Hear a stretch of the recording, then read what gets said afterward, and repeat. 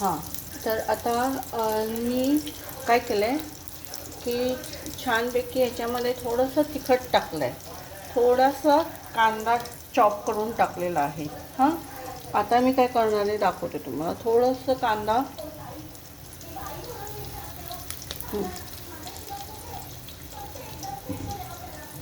हो, आता मी ही डब्बू मिरची आहे ती घातली.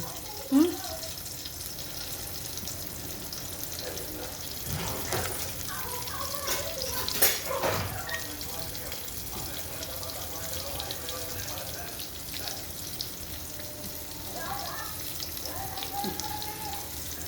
तर हे बघा, आता कांदा डब्बू मिरची घातली. थोडा आता मी हे श्रावण घेवडा घालते आहे. हे बघा अगदी, हे बघा किती घातला आहे एवढाच, कारण आपल्याला बाकीचा नूडल्स राईसला हवा आहे. हां, हे बघा झालं छानपैकी आपलं.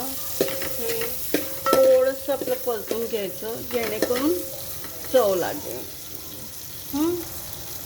आणि त्याच्यामध्ये थोडीशी आलं लसूण पेस्ट अगदी लाईटली घालायची.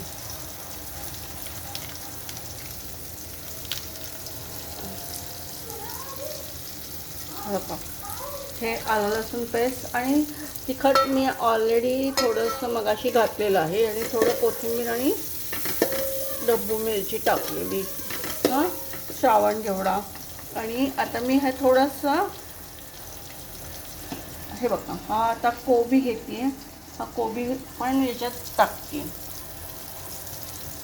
ती सगळ्या भाज्या जेणेकरून मुलांच्या पोटात जाईल किंवा आपल्या पण पोटात जाईल आणि त्यांनी आपली छान हेल्दी तब्येत राहील. आणि आत्ता कसं पावसाळी वातावरण आहे, त्याच्यामध्ये असं वाटतं बाहेरचं काहीतरी खावं, पण त्याच्याने हायजेनिक किती असतं आणि काय असतं ते सांगू शकत नाही. मग त्यापेक्षा आपण घरातल्या घरात हे सूप छानपैकी बनवू शकतो. आणि मी तुम्हाला दाखवते आता मी हे काय केलं आहे.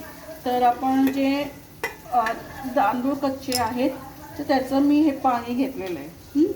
तर ते मी ड्रेन केलं आणि ते थोडं एवढं काढून ठेवलं सुंदरपैकी.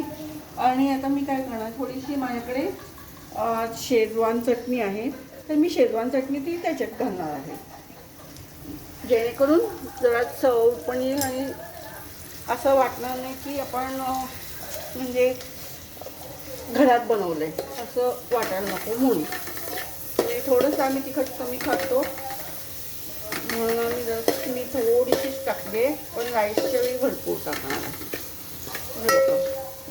छान आता जरा सेट झालं आहे, बघू शकता. हां, सेट झालं. आता थोडंसं 1-2 मिनटं मोठ्या गॅसवर हाय फ्लेमवर ठेवायचं, जेणेकरून ते छान झालं पाहिजे. बघा, आणि आता मी मीठ वगैरे काही टाकणार नाही आहे, कारण ऑलरेडी मी त्या पाण्यामध्ये मीठ ते थोडंसं घातलेलं आहे, त्यामुळे आता मला काही गरज लागणार नाही. आता थोडंसं हे पाणी घालणार. हे गरमच आहे त्यामुळे अगदी लाईटली बस. हे बघा, हे एवढं घातलं आहे.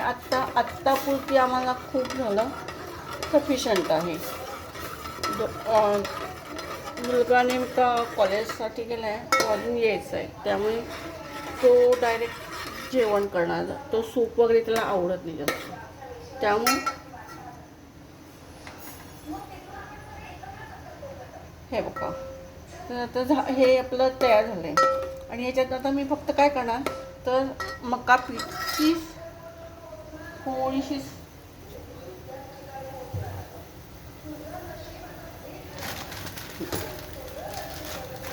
हे मका पीठ आहे.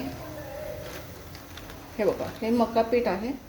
मका पीठ फक्त 2 चमचे मी घेणार आहे.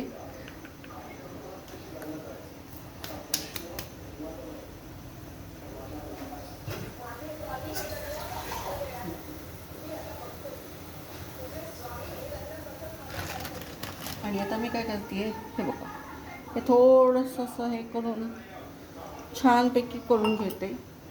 आणि त्याच्यामध्ये आता मी,